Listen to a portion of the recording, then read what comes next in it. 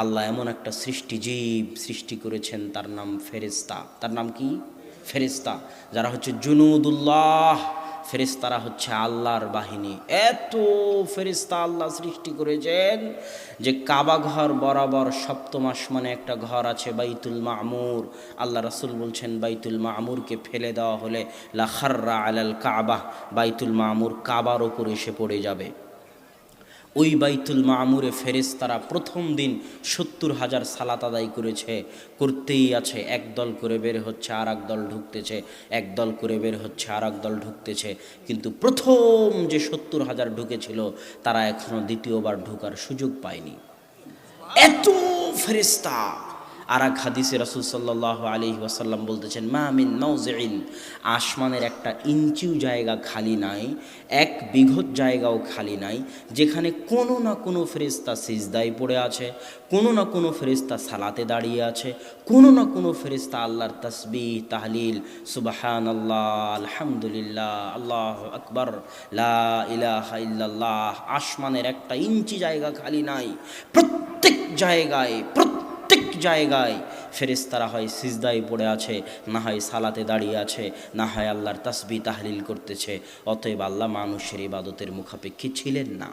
ফেরেশতারাও বলেছিল আল্লাহকে, আল্লাহ মানুষ কেন সৃষ্টি করবেন, আমরা তো আপনার তাসবিহ তাহলিল করতেইছি।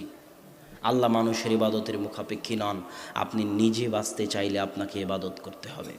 আল্লাহ সুবহানাহু ওয়া তাআলা কোরআনে বলছে, ইয়া আইয়ুহান নাস, হে দুনিয়ার মানুষ, আনতুমুল ফুকারা ইলাল্লাহ, তোমরা সবাই আল্লাহর মুখাপেক্ষী।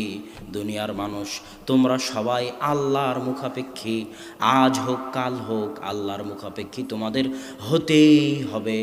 আজ হোক কাল হোক আল্লাহর মুখাপেক্ষী তোমাদের হতেই হবে। মানুষ যদি কখনো আল্লাহর মুখাপেক্ষী না হয়, তাহলে একটা দৃশ্য কল্পনা করুন। বিশাল আটলান্টিক মহাসাগরের মাঝে আপনি ডুবতেছেন, যেদিকে চোখ যায় পানি আর পানি, ডানে বামে দক্ষিণে উত্তরে পূর্বে পশ্চিমে যত দূর চোখ যায় শুধু পানি আর পানি।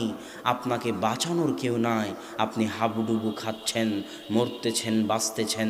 এই অবস্থায় যদি নাস্তিকও হয়, তখন সে আল্লাহর মুখাপেক্ষী হয়ে যাবে। কেন ফেরাউনের কথা মনে নাই? ফেরাউন যখন ডুবতেছিল তখন কার মুখাপেক্ষী হলো? আল্লাহর মুখাপেক্ষী হয়ে গেল। যত বড় নাস্তিক হোক, এরকম পরিবেশে তাকে আল্লাহর মুখাপেক্ষী হতে হবে। আল্লাহ বলছেন, দুনিয়ার মানুষ তোমরা সবাই আমার মুখাপেক্ষী, আর আমি আল্লাহ, আমি কারো মুখাপেক্ষী নই। না কারো টাকার, না কারো ইবাদতের, না কারো গুনাহের আমি মুখাপেক্ষী নই।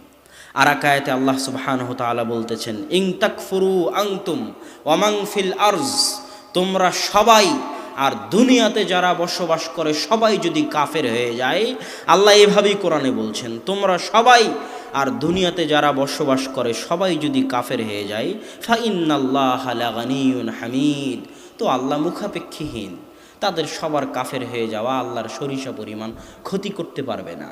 আল্লাহ কারো ইবাদতেরও মুখাপেক্ষী নন, আল্লাহ কারো দানেরও মুখাপেক্ষী নন। সম্মানিত উপস্থিতি,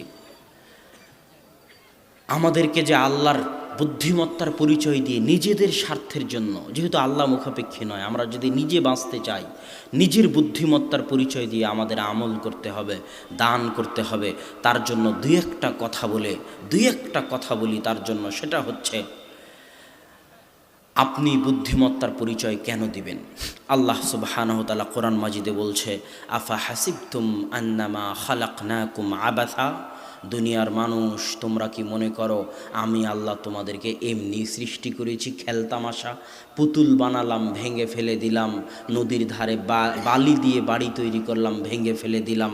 আমি কি তোমাদেরকে খেলতামাশা হিসেবে সৃষ্টি করেছি? তোমরা কি এটা মনে করো? অসম্ভব।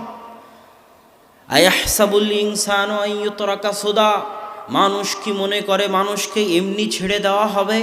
আলাম ইয়াকুন নুতফাতাম মিন মানি ইয়ুমনা, মানুষ তো একটা শুক্রকীট ছিল, মানুষকে ওই মৃত শুক্রকীট থেকে আমি আল্লাহ সৃষ্টি করেছি, মৃত শুক্রকীট থেকে আমি আল্লাহ সৃষ্টি করেছি।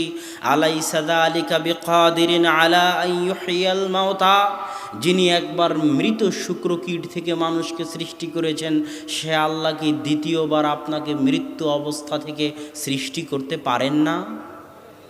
মানুষ প্রথমবার মোবাইল বানিয়েছে, কষ্ট হয়েছে। প্রথমবার দিনাজপুর বড় মাঠে সম্মেলন করতে কষ্ট হয়েছে, যত দিন যাচ্ছে তত সহজ হয়ে যাচ্ছে। প্রথমবার মানুষের বিমান বানাতে কষ্ট হয়েছে, তারপরে আর কষ্ট হয়নি। তো আল্লাহ মানুষকে প্রথমবার বানাতে পারবেন আর দ্বিতীয়বার পারবেন না? এটা কি আপনি বিশ্বাস করেন? আল্লাহ সুবহানাহু ওয়া তাআলা কোরআনে বলতেছেন, ইউহয়িহাল্লাযী আনশাআহা আউয়াল মাররা, ওই আল্লাহই তোমাদেরকে সৃষ্টি করবেন যিনি তোমাদেরকে প্রথমবার সৃষ্টি করেছিলেন। এই যে আজকে দিনাজপুর বড় মাঠে যারা উপস্থিত আছে, সবাইকে এখন প্রথমবারের মতো কে সৃষ্টি করেছে? আল্লাহ। কিয়ামতের মাঠে আমাদের সবাইকে কি আল্লাহ দ্বিতীয়বার সৃষ্টি করতে পারবেন না? পারবেন। তাহলে কেন আমরা সেই দিনের প্রস্তুতি নিব না? কেন আমরা বুদ্ধিমত্তার পরিচয় দিব না?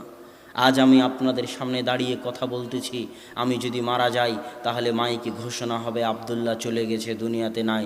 অথচ আমার হাত, আমার পা, আমার চুল, আমার নাক, আমার মুখ সব কিছুই আছে। তারপরও মানুষ বলতেছে আমি নাকি চলে গেছি। তার মানে আমি এতক্ষণ যে কথা বলছিলাম, তো আমার ভিতরে একটা রূহ ছিল, ওই রূহটা আমার ভিতর থেকে চলে যাবে। ওই রূহটা যেখানে যাবে সেখানে বিচার হবে। ওই রূহটা যেখানে গেছে সেখানে বিচার হবে। অতএব বিচার সত্য, অতএব কিয়ামত সত্য, পরকাল সত্য। যে আল্লাহ আপনাকে প্রথমবার বানিয়েছে তার জন্য দ্বিতীয়বার বানানো সহজ। তাই বুদ্ধিমত্তার পরিচয় দিন, নিজের জন্য কিছু করুন, নিজের স্বার্থ বুঝতে শিখুন, স্বার্থপর হয়ে নিজের জন্য কিছু করুন। সন্তান সন্ততি মানুষজন বাড়িঘর অনেক করেছেন, এবার একটু পরকাল কিয়ামতে নিজের জন্য কি নিয়ে যাচ্ছেন তা একটু দেখুন। এই জন্যই কিন্তু আল্লাহ আপনাকে সৃষ্টি করেছে, ওয়ামা খালাকতুল জিন্না ওয়াল ইনসা ইল্লা লিয়াবুদুন, মানুষ এবং জিনকে সৃষ্টি করেছি শুধু আমার ইবাদত করার জন্য। সকাল থেকে সন্ধ্যা পর্যন্ত, জন্ম থেকে মৃত্যু পর্যন্ত মানুষ শুধু আমার ইবাদত করবে, আমার জিকির আজকার করবে, আমার তাসবিহ তাহলিল করবে, এটাই মানুষের কাজ। তাহলে খাওয়া দাওয়া, চাকরি বাকরি, বেঁচে থাকতে খাওয়া লাগে তাই খাবে। কথা মনে হয় বুঝাতে পারিনি। বেঁচে না খেলে তো বেঁচে থাকবে না, বেঁচে থাকতে খাওয়া লাগে তাই খাবে। খেতে হলে একটু চাকরি করা লাগে তাই চাকরি করবে। কিন্তু আসল কাজ কি? কথা বলেন না যে আসল কাজ কি? ইবাদত করা। আসল কাজ এই চাকরি বাকরি, জমি জায়গা, এগুলো আসল কাজ নয়। এগুলো বাঁচতে হবে তাই করতেছেন, না হলে মরে যাবেন দুনিয়াতে। বাঁচতে হবে তাই করতেছেন। আসল কাজ হচ্ছে ইবাদত করা, আসল কাজ জিকির আজকার করা। কিন্তু আল্লাহ জানে দুনিয়ার মানুষ 24 ঘন্টা আল্লাহর জিকির আজকার করতে পারবে না। মুসা আলাইহিস সালাম জানতেন দুনিয়ার মানুষ 24 ঘন্টা 50 ওয়াক্ত সালাত আদায় করতে পারবে না। এই জন্য আল্লাহ বলেছেন, ওয়া আকিমিস সালাত লিযিকরি, দুনিয়ার মানুষ আমি জানি তোমরা 24 ঘন্টা পারবে না, তবে অন্তত পক্ষে, নিম্ন পক্ষে যে কোনো মূল্যে সারাদিনে 5 বার আমি আল্লাহ আমাকে স্মরণ করিও। আল্লাহু আকবার। স্মরণ করলে আল্লাহর কোনো উপকার আছে তা নয়, স্মরণ করলে আপনারই উপকার আছে।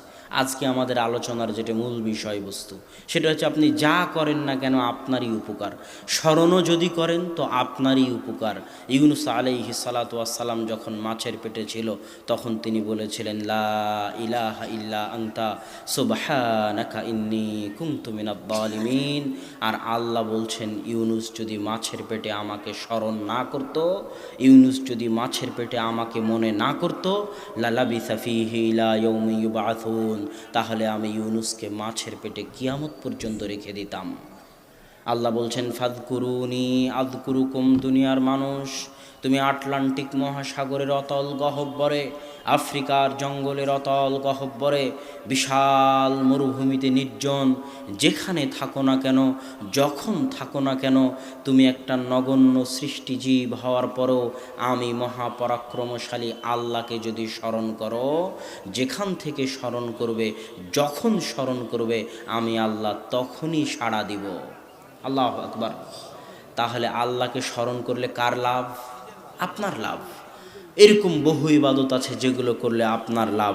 রাসূল সাল্লাল্লাহু আলাইহি ওয়াসাল্লাম বলতেছেন, মান সাল্লা সালাতা সুবহি ফাহুয়া ফি জিম্মাতিল্লাহ, যে ফজরের সালাত আদায় করলো তার হেফাজতের দায়িত্ব আল্লাহর। তাহলে ফজরের সালাত আদায় করে আপনার লাভ, আল্লাহ সুবহানাহু ওয়া তাআলা আপনাকে হেফাজত করবেন। সম্মানিত উপস্থিতি, আমাদের জীবনের লক্ষ্য উদ্দেশ্য কি হওয়া উচিত? আমাদের জীবনের লক্ষ্য উদ্দেশ্য এই টাকা পয়সা উপার্জন করা, এইভাবে দিক বিদিক ঘুরে বেড়ানো, বস্তুবাদী হওয়া। বস্তুবাদী মানে যেটা বস্তু, এগুলো হচ্ছে বস্তু, চোখে দেখা যায়, সব সময় টাকার চিন্তা, সব সময় বস্তুর চিন্তা, এটা হচ্ছে বস্তুবাদী হওয়া। এটা আমাদের জীবনের লক্ষ্য উদ্দেশ্য নয়, এটা ধোঁকা, এটা ধোঁকা, এটা ধোঁকা। বরং আমাদের লক্ষ্য উদ্দেশ্য হওয়া উচিত আমরা কিভাবে ইবাদত করে জান্নাতে যাব। কু আনফুসাকুম ওয়া আহলিকুম নারা, নিজে জাহান্নামের আগুন থেকে বাঁচবো, আহাল পরিবারকে জাহান্নামের আগুন থেকে বাঁচাবো। এটা আমাদের লক্ষ্য উদ্দেশ্য হওয়া উচিত। কেন এই লক্ষ্য উদ্দেশ্য হওয়া উচিত তার দুই একটা কারণ আপনাদের সামনে বলেছি। আরও একটা কারণ বলি, রাসূল সাল্লাল্লাহু আলাইহি ওয়াসাল্লামের পূর্বের সকল গুনাহ, পরের সকল গুনাহ আল্লাহ ক্ষমা করে দিয়েছিলেন। এটা কি জানেন আপনারা? আল্লাহ রাসূলের আগের পরের সব গুনাহ আল্লাহ ক্ষমা করে দিয়েছে। তারপরেও আল্লাহ রাসূল এত ইবাদত করতেন, এত ইবাদত করতেন, এত ইবাদত করতেন যে তার পায়ের গোড়ালি ফুলে যেত। তো সাহাবীরা জিজ্ঞেস করলেন, এত গুনাহ, আল্লাহ আপনার সব গুনাহ ক্ষমা করে দিয়েছে আগের পরের, তাও কেন আপনি এত ইবাদত করেন? তখন আল্লাহ রাসূল বলতেছে, আফালা আকুনু আবদান শাকুরা, আমি কি আল্লাহর শুকরিয়া আদায়কারী বান্দা হব না? আল্লাহু আকবার। আপনি যে আল্লাহর কত নিয়ামত ভোগ করতেছেন তার কি শুকরিয়া আদায় করতে হবে না? ইন তাউদ্দু নি'মাতাল্লাহ, তোমরা যদি আল্লাহর নিয়ামত গণনা করতে চাও তো গুণে শেষ করতে পারবেন না। আমি আপনাকে একটা নিয়ামতের কথা বলি, এই যে মোবাইলগুলো চলতেছে, এই মোবাইলগুলোতে মেগাপিক্সেল আছে ক্যামেরায়, 8 মেগাপিক্সেল, 16 মেগাপিক্সেল। এখনও পৃথিবীতে এমন কোনো ক্যামেরা তৈরি হয়নি যেই ক্যামেরা রাতের বাস্তব সৌন্দর্যকে, তারকা খচিত, চন্দ্র খচিত রাতের বাস্তব সৌন্দর্যকে ক্যামেরার ছবিতে ফুটিয়ে তুলবে। ইন্টারনেটে রাতের যত ছবি আছে সব ফটোশপ করে আঁকানো, বাস্তব ক্যামেরার কোনো ছবি নাই। কেননা ক্যামেরা এখনও অত মেগাপিক্সেলের হতে পারেনি যত মেগাপিক্সেল দিলে রাতের আকাশকে সুন্দর করে ধরা যায়। পৃথিবীতে সর্বোচ্চ মেগাপিক্সেলের ক্যামেরা 50, আর আল্লাহ মানুষের চোখে দিয়েছেন 570 মেগাপিক্সেল। আল্লাহু আকবার। এই জন্য মানুষ এই চোখ দিয়ে রাতের আকাশকে উপভোগ করতে পারে। এই জন্য বাস্তব ছবিতে যেটা আপনি দেখেন অনেক সুন্দর, ওই জায়গায় যখন আপনি নিজে চোখে দেখতে যান তখন অত সুন্দর মনে হয় না। কেননা যেই ক্যামেরা দিয়ে তোলা হয়েছিল তার পাওয়ার ছিল কম, আর আল্লাহর দেওয়া যে ক্যামেরা দেখতেছে আর পাওয়ার হচ্ছে বেশি। এই জন্য ভুল ত্রুটি, খুঁটিনাটি, খুঁতগুলো ওই চোখের সামনে ধরা পড়ে যায়, এই জন্য অত ভালো লাগে না।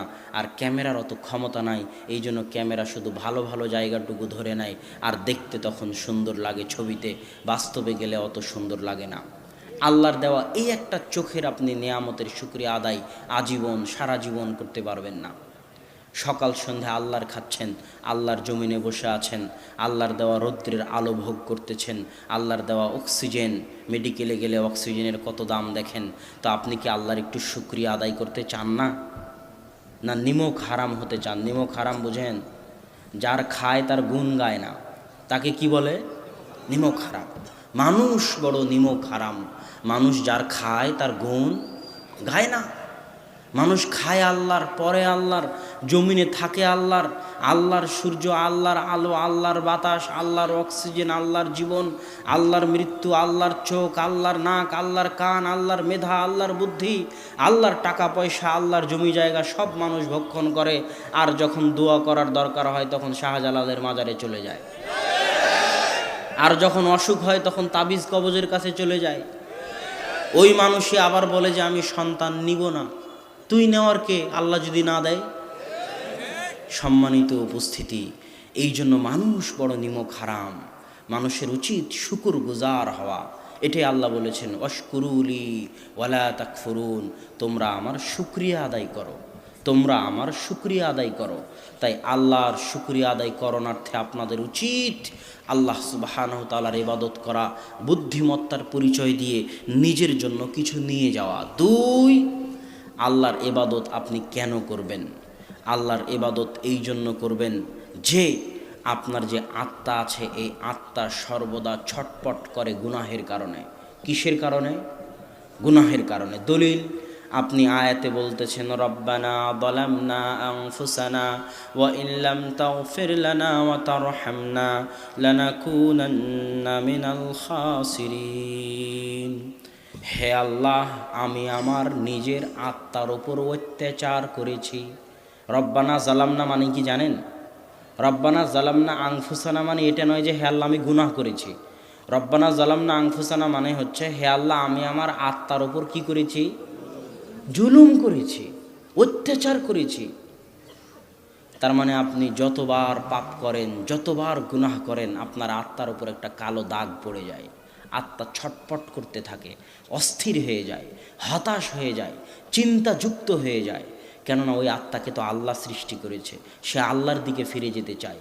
কিন্তু আপনার হাওয়া, আপনার প্রবৃত্তি, আপনার মনের স্বাদ, মনের চাহিদা, টাকার নেশা, গুনাহের নেশা, আপনি আত্মার উপর অত্যাচার করেই চলেছেন। আত্মাকে আপনি শান্তি দিচ্ছেন না। যখন এই গুনাহের বোঝা অনেক বেশি হয়ে যায়, তখন অস্থিরতার একটা পর্যায়ে, হতাশার একটা পর্যায়ে, চিন্তার একটা পর্যায়ে আত্মা আত্মহত্যা করে বসে, অথবা সব পাপ গুনাহ ছেড়ে দিয়ে আল্লাহর রাস্তায় ফিরে আসে। এটাই আল্লাহ বলেছে আলা বিযিক্রিল্লাহি তাতমাইন্নুল কুলুব। তোমাদের গুনাহের কারণে তোমাদের আত্মা যে ছটপট করতেছে, অস্থির হয়ে আছে, হতাশ হয়ে আছে, তোমরা যদি তোমাদের আত্মাগুলোকে শান্ত করতে চাও, শান্তি দিতে চাও, প্রশান্তি দিতে চাও, তাহলে তোমরা আল্লাহকে স্মরণ করো। জেনে রাখো আল্লাহর স্মরণে মানুষের আত্মাগুলো প্রশান্তি পায়। আল্লাহু আকবার। আমি যদি আপনাকে বুঝাতে না পারি এগুলোর মর্মার্থ, আমি ব্যর্থ। আমি যত ভালোভাবে বুঝাতে চাচ্ছি তত ভালোভাবে যদি বুঝাতে না পারি তাহলে আমি ব্যর্থ। আমি যত ভালোভাবে বুঝাতে চাচ্ছি অত ভালোভাবে যদি আমি বুঝাতে না পারি তাহলে আমি ব্যর্থ। আমি বলতে চাচ্ছি আপনি কোটি টাকার মালিক হলেও আত্মার শান্তি কিনতে পারবেন না।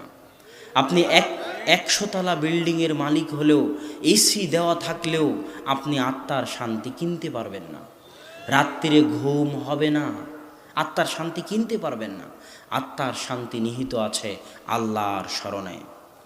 100 তলা বাড়ি করে যদি বলেন হাদা মিন ফজলি রব্বি, এই 100 তলা বাড়ি আল্লাহর দয়ায় করতে পেরেছি, আত্মা শান্ত হয়ে যাবে।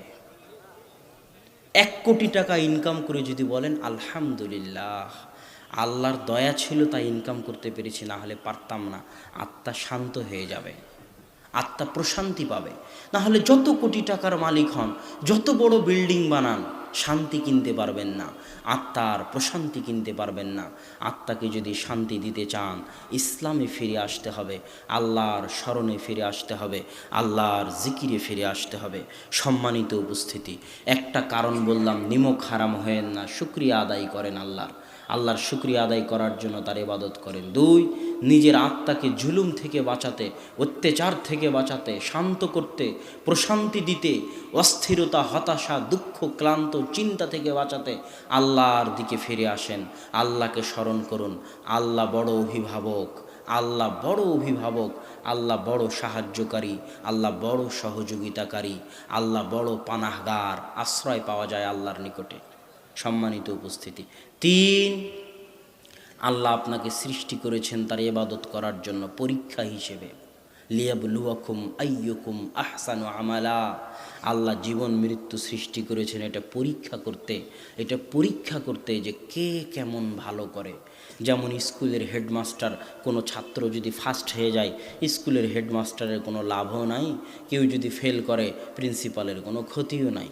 যে ফার্স্ট করেছে প্রিন্সিপালকে না 100টা টাকা দিবে, না একটা জমি কিনে দিবে, না একটা বাড়ি কিনে দিবে, কোনো উপকার নাই প্রিন্সিপালের। কিন্তু প্রিন্সিপাল দেখতে চাচ্ছেন কে ফার্স্ট হয়েছে, কে সেকেন্ড হয়েছে, পরীক্ষা, বাস এতটুকুই।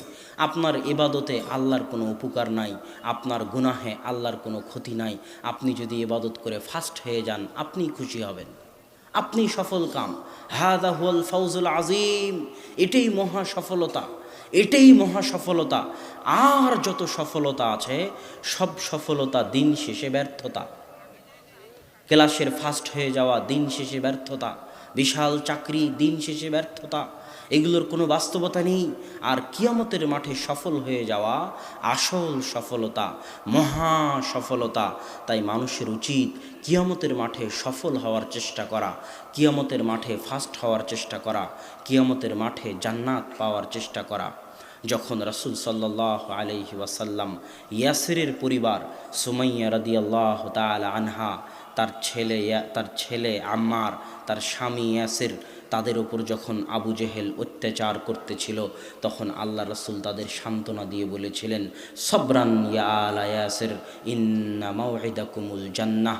হে ইয়াসিরের পরিবার, আজ তোমরা আমি মুহাম্মদ আমার কথা শুনতে গিয়ে যে অত্যাচার ভোগ করতেছ, যে নির্যাতন ভোগ করতেছ, যে কষ্ট ভোগ করতেছ, আমি মুহাম্মদ এই নির্যাতনের বিনিময়ে, এই কষ্টের বিনিময়ে, এই দুঃখের বিনিময়ে তোমাদেরকে এই ওয়াদা দিতে পারবো না যে আমি তোমাদেরকে একদিন এমপি বানিয়ে দিব, মন্ত্রী বানিয়ে দিব, চেয়ারম্যান বানিয়ে দিব, জমি জায়গার মালিক করে দিব, ফ্ল্যাট বাড়ির মালিক করে দেব, এই ওয়াদা দিতে পারবো না। তবে আমি মুহাম্মদ এতটুকু বলতে পারি, ইন্না মাউইদাকুমুল জান্নাহ। আজকে অত্যাচার, জুলুম, নির্যাতনের উপর যদি তোমরা ধৈর্য ধারণ করো, তাহলে কিয়ামতের মাঠে আমি তোমাদেরকে জান্নাত নিয়ে দিব। আল্লাহ। মানুষের উচিত ওই জান্নাত পাওয়ার চেষ্টা করা, ওই জান্নাতের জন্য এগিয়ে যাওয়া। সাবিকু, তোমরা দৌড়ে যাও, তোমরা প্রতিযোগিতা করো আল্লাহর জান্নাতের জন্য, আল্লাহর রহমতের জন্য, আল্লাহর জান্নাতের দিকে দৌড়ে দৌড়ে প্রতিযোগিতা করে এগিয়ে যাও। রাসূল সাল্লাল্লাহু আলাইহি ওয়াসাল্লামের হাতে যখন বায়াত করতেছিল মদিনাবাসী, আসাদ বিন জুরারা তাদের মধ্যে একজন ছিলেন, তখন আল্লাহ রাসূল তাদের থেকে বায়াত নিচ্ছিলেন, শপথ। বায়াত শুধু রাষ্ট্রনেতার হাতে, জেহাদের উদ্দেশ্যে, আনুগত্যের উদ্দেশ্যে শুধু রাষ্ট্রনেতার হাতে করা যায়, অন্য কারো কাছে নয়। আল্লাহ রাসূল যখন তাদের থেকে বায়াত নিচ্ছিলেন, তখন বায়াতে এই বাক্যগুলো ছিল, তুবাইউনি আলা সামি'i ওয়াত তাআহ, তোমরা আমার কথা শুনবে দুঃখে কষ্টে, এই মর্মে বায়াত করো। টাকা পয়সা দিবে, দান করবে, সচ্ছল থাকো অসচ্ছল থাকো, এই মর্মে বায়াত করো।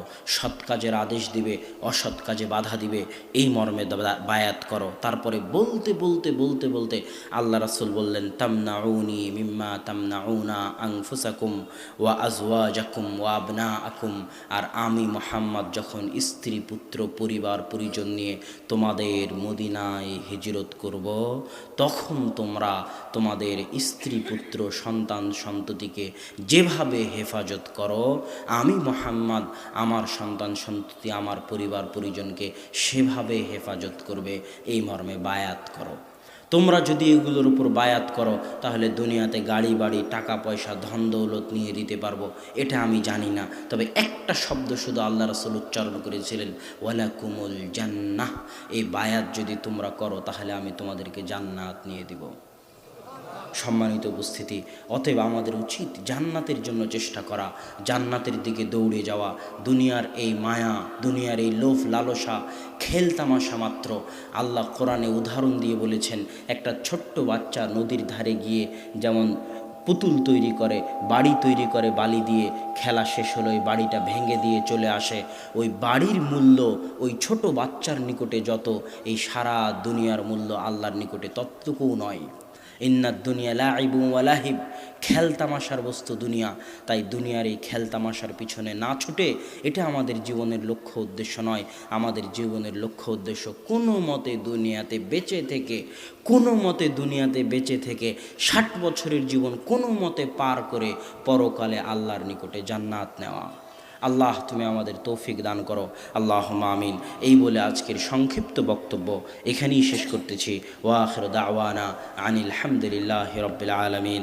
আসসালামু আলাইকুম ওয়া রাহমাতুল্লাহি ওয়া বারাকাতুহু। কথা, আপনারা অবশ্যই দান করবেন, কেউ যদি ভিতরে যায় তাদেরকে সহযোগিতা করবেন। আর জামিয়া সালাফিয়া ডাঙ্গিপাড়া পবা রাজশাহী 13-14 ফেব্রুয়ারি সালাফি কনফারেন্স বিশাল সম্মেলন। আপনারা দিনাজপুরবাসী আমন্ত্রিত, সবাইকে দাওয়াত দিয়ে গেলাম, ইনশাআল্লাহ আসবেন ইনশাআল্লাহ। জাযাকুমুল্লাহু খাইরান, বারাকাল্লাহু ফীকুম।